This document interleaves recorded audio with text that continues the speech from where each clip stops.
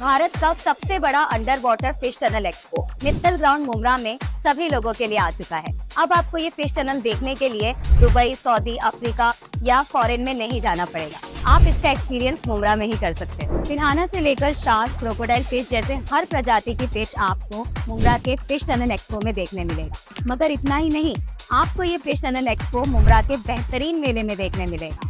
हाँ, अब तक का सबसे बेहतरीन मेला। सही सुना आपने, क्योंकि ये आम फन फेयर नहीं है। यहाँ पर आपको जबरदस्त under water fish tunnel expo, shopping, selfie point, special kid zone के साथ फूड कोर्ट, हाउ गली, amusement park, fun fair, 30 rupees में कोई भी घर का सामान एक ही छत के नीचे आप सभी लोगों के लिए उपलब्ध है। तो अपने परिवार और दोस्तों को लेकर कहीं बाहर क्यों जाना, जब मुमरा में है इतना बेहतरीन ठिकाना।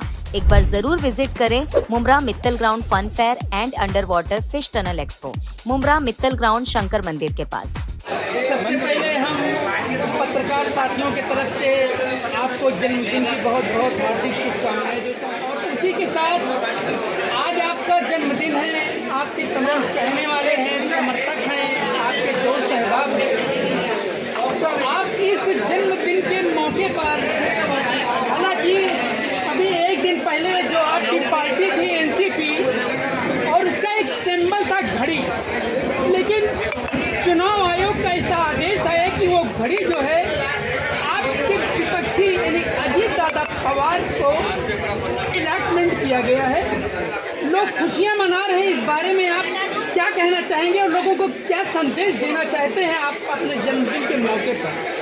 देखिए, कौन खुशियाँ मना रहा है ये तो पता नहीं, लेकिन इसमें कोई टेक्निकल है। जैसे पेपर प्रोड्यूस की गए वो हिसाब से जो जजमेंट आया है, तो हर जजमेंट का सम्मान करना चाहिए।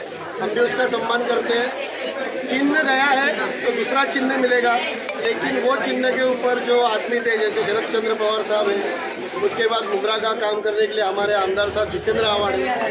ना जितेंद्र आवाड़ साहब कहीं गए, ना शरद पवार साहब कहीं गए। हम साहब के नेतृत्व में काम करेंगे, और साहब ने काम किया है तो लोग चेहरा पहचानते, नाम पहचानते, चिन्ह से कोई बड़ी अड़चन नहीं है। नहीं, इस बारे में आपका क्या कहना है कि कल तक जो आवाड़ साहब के साथ थे, आवाड़ साहब ने जिसका साथ दिया, जो जीरो थे वो हीरो बन गए, लेकिन आज जब मुसीबत की घड़ी आई तो लोगों ने आवाड़ साहब का साथ छोड़ दिया है, और आप उसी तरीके से डटे हुए हैं आवाड़ साहब के साथ। तो इस बारे में आपका क्या कहना है? देखो, कोई जगह पे क्या होता है कि माँ बाप क्यों बेटे बच्चे लोग लात मार देते हैं, चाचा को भतीजा लात मार देते हैं। नालायक। हाँ, नालायक, जो नालायक निकलते हैं वो भाग जाते हैं, लेकिन उससे कुछ होता नहीं है। और आप इससे क्या उम्मीद करेंगे जब यहाँ सगे लोग लात मार के जा रहे हैं, गद्दारी कर रहे हैं। तो लेकिन हम लोग वोटर लोग और हम लोग कार्यकर्ता लोग साहब के साथ में हैं, और ये तो अभी वक्त बताएगा कि कौन किसके साथ में है। चिन्ह काम करेगा वो आगे आएगा। चिन्ह इलेक्शन में कितना जरूरी होता है नेता के लिए? पहले चेहरा या फिर निशानी? पहले तो निशानी से चेहरा मालूम पड़ता है लोगों को। जैसे आवाड़ साहब भी एनसीपी पार्टी से आए थे उन्होंने, लेकिन आने के बाद खुद की एक अलग पहचान बनाई, एनसीपी पार्टी के द्वारा ही बनाई थी, क्योंकि उनके अध्यक्ष शरद पवार साहब थे। अब चिन्ह हट गए, लेकिन शरद पवार साहब अध्यक्ष हैं, तो उनके मार्गदर्शन में, उनके नेतृत्व में वैसा ही साहब काम करेंगे। अभी कुछ दिनों पहला, परसों के दिन एक बयान आया है कि अब चिन्ह गया है, अब यहाँ से जीत के दिखाओ, उस पर क्या बोलना चाहेंगे? जो बोल रहे हैं कि चिन्ह गया जीत के दिखाओ, वो हर 5 साल में नया चिन्ह लेके आते। पहले आप ये तो बताओ कि आपका अगला चिन्ह क्या है। दूसरों के चिन्ह के बारे में उसकी चिंता छोड़ दो, आपका खुद का चिन्ह क्या है वो तो बताओ। आप भी तो हर साल अलग अलग चिन्ह पे चुन के आते हो। आज के जन्मदिन के मौके पर लोगों को क्या बताना चाहेंगे, क्या किस तरह से आने वाले इलेक्शन में किस तरह आवाड़ साहब को या एनसीपी?